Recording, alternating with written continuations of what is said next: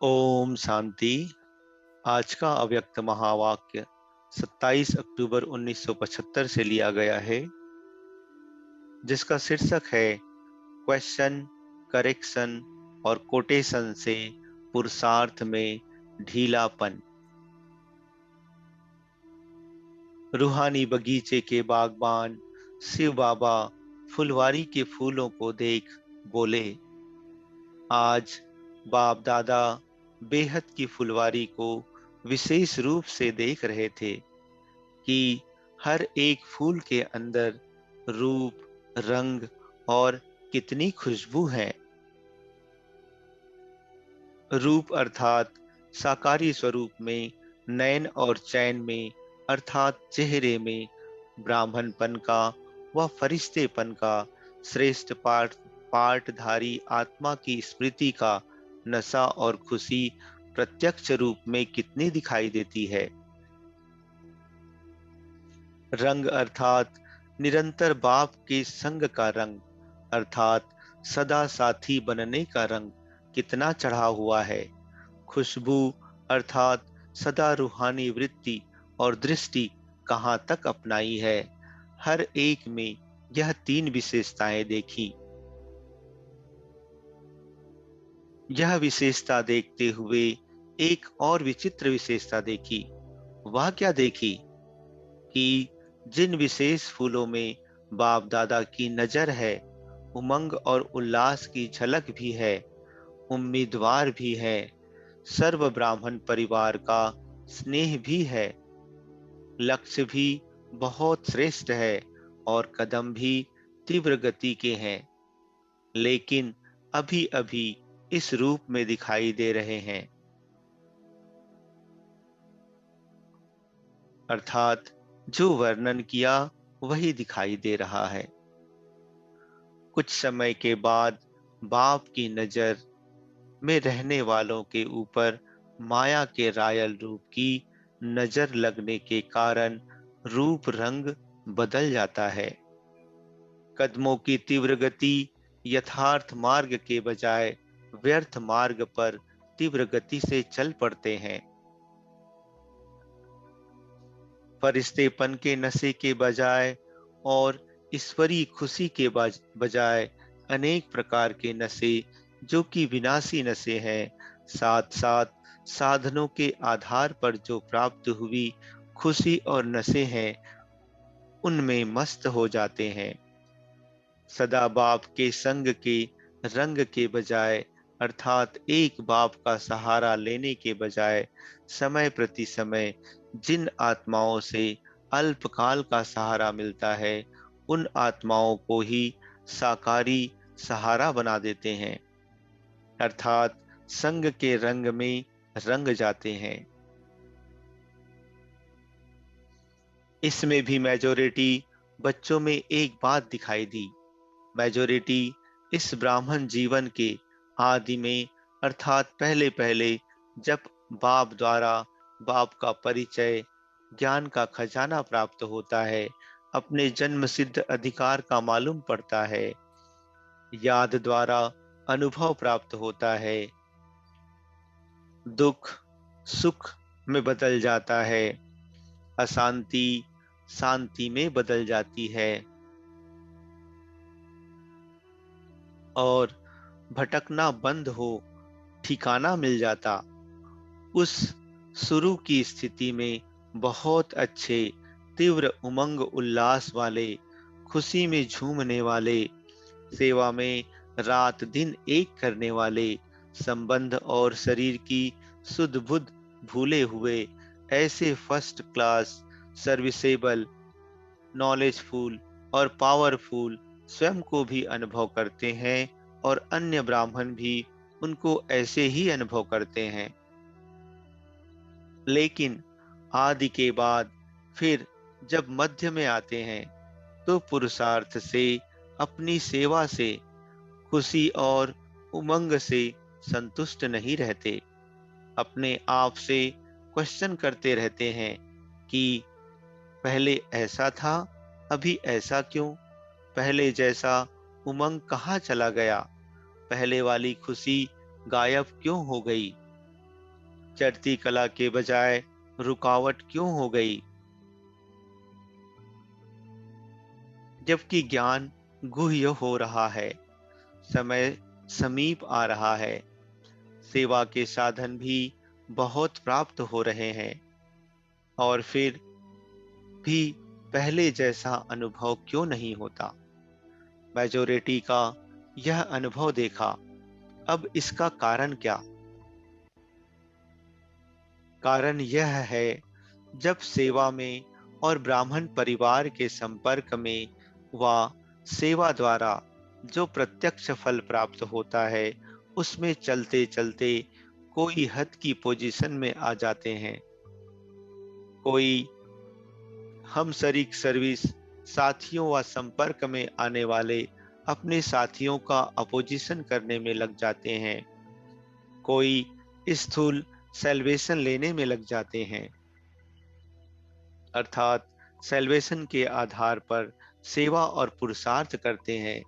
कोई क्वेश्चन और करेक्शन करने लग जाते हैं, और फिर कोई दूसरे की कोटेशन अर्थात उदाहरण देने लग पड़ते हैं, अर्थात दूसरे के दृष्टांत से अपना सिद्धांत बनाने लग जाते हैं। इन पांच में से कोई न कोई उल्टा मार्ग अपना लेते हैं। बाप ने कहा कि सदा तपस्वी बन करके अपने ईश्वरीय ब्राह्मणपन के सर्वस्व त्यागी के पोजीशन में स्थित रहो। लेकिन हद की पोजीशन की मैं सबसे ज्यादा सर्विसेबल हूँ, प्लानिंग बुद्धि हूँ, इन्वेंटर हूँ, धन का सहयोगी हूँ, दिन रात तन लगाने वाला हूँ, अर्थात हार्ड वर्कर हूँ, या इंचार्ज हूँ। इस प्रकार के हद के नाम, मान और शान के उन उल्टे पोजीशन को पकड़ लेते हैं, अर्थात यथार्थ मंजिल से व्यर्थ मार्ग पर तीव्र गति से चल पड़ते हैं। बाप ने कहा, सैल्वेशन आर्मी हो, अर्थात अन्य आत्माओं को सैल्वेशन देने प्रति हो, लेकिन हद की सैल्वेशन की यह साधन होगा तो सर्विस करेंगे। पहले साधन दो, फिर सर्विस करेंगे। साधन भी सेवा अर्थ नहीं, लेकिन अपने सुख के अर्थ मांगते हैं। अगर यह किया जाए तो बहुत सर्विस कर सकता हूँ। एक्स्ट्रा स्नेह रिगार्ड दिया जाए, एक्स्ट्रा खातिर की जाए और विशेष नाम लिया जाए। ऐसे प्रकार के सैल्वेशन के आधार पर अपना पुरुषार्थ करने लग पड़ते हैं। इसलिए आधार गलत होने के कारण उन्हें अपनी उन्नति का अनुभव नहीं होता। इसी प्रकार बाप ने कहा, माया से अपोजिशन करना है, लेकिन माया के तो मित्र बन जाते हैं, अर्थात आसुरी संस्कारों रूपी आसुरी संप्रदाय के बजाय ईश्वरीय संप्रदाय अर्थात एक दो में अपोजिशन करते रहते हैं। यह ऐसा करता है तो मैं इससे भी ज्यादा करके दिखाऊं। यह सर्विसेबल है तो मैं भी सर्विसेबल हूं। यह आगे है तो मैं पीछे क्यों? मैं गुप्त पुरुषार्थी हूँ, मुझे पहचानते नहीं, और निमित्त टीचर से तो मैं ज्यादा सर्विसेबल हूँ। टीचर से भी अपोजिशन करते हैं। तुम अनुभवी नहीं, मैं तो अनुभवी हूँ। तुम अनपढ़ हो, मैं पढ़ी हुई हूँ। ऐसे एक दो में अपोजिशन करने से अपना सदा काल का श्रेष्ठ पोजीशन गंवा देते हैं। आपस में अपोजिशन के कारण माया से अपोजिशन करने में कमजोर बन जाते हैं, अर्थात विजयी नहीं बन सकते हैं। इसी प्रकार क्वेश्चन, करेक्शन और कोटेशन देने में तो बड़े होशियार वकील और जज बन जाते हैं।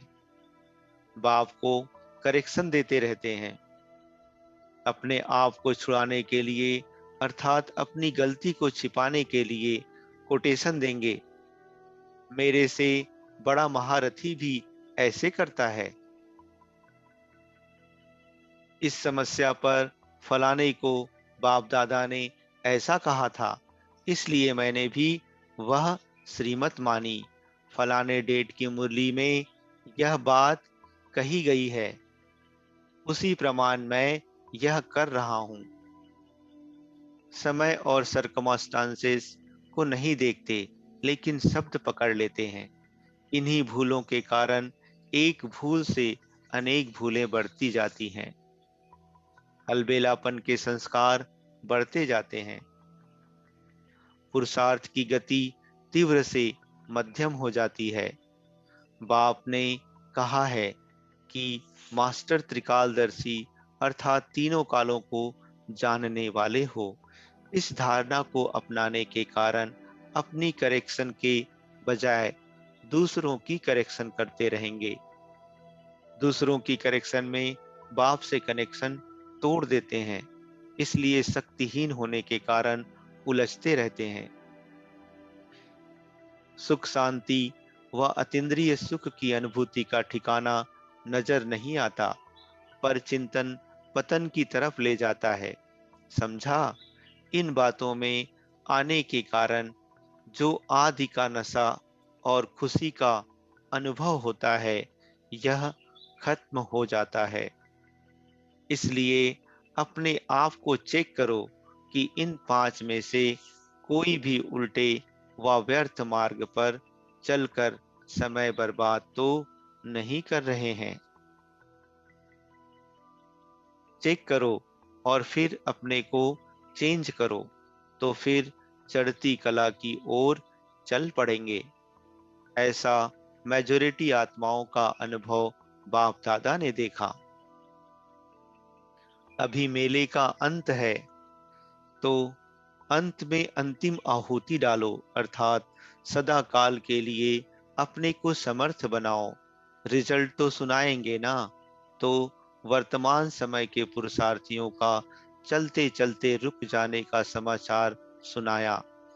आगे से परिवर्तन भूमि का परिवर्तन सदा साथ रखना, इसको कहेंगे मेला मनाना, अर्थात स्वयं को संपन्न बनाना। अच्छा, ऐसे सेकंड में स्वयं को दृढ़ संकल्प से परिवर्तन करने वाले, अपनी वृत्ति द्वारा वायुमंडल को सतो प्रधान बनाने वाले और नजर से निहाल करने वाले, ऐसे बाप के सदा साथी, सहयोगी और शक्तिशाली आत्माओं को बाप दादा का याद, प्यार और नमस्ते। इस मुरली की विशेष बातें। पहला, अपने रूप, रंग और खुशबू को देखना है। रूप अर्थात चेहरे में ब्राह्मणपन व फरिश्तेपन की झलक। रंग अर्थात निरंतर बाप के संग का रंग। और खुशबू अर्थात रूहानियत कहाँ तक आई है। अच्छा, ओम शांति।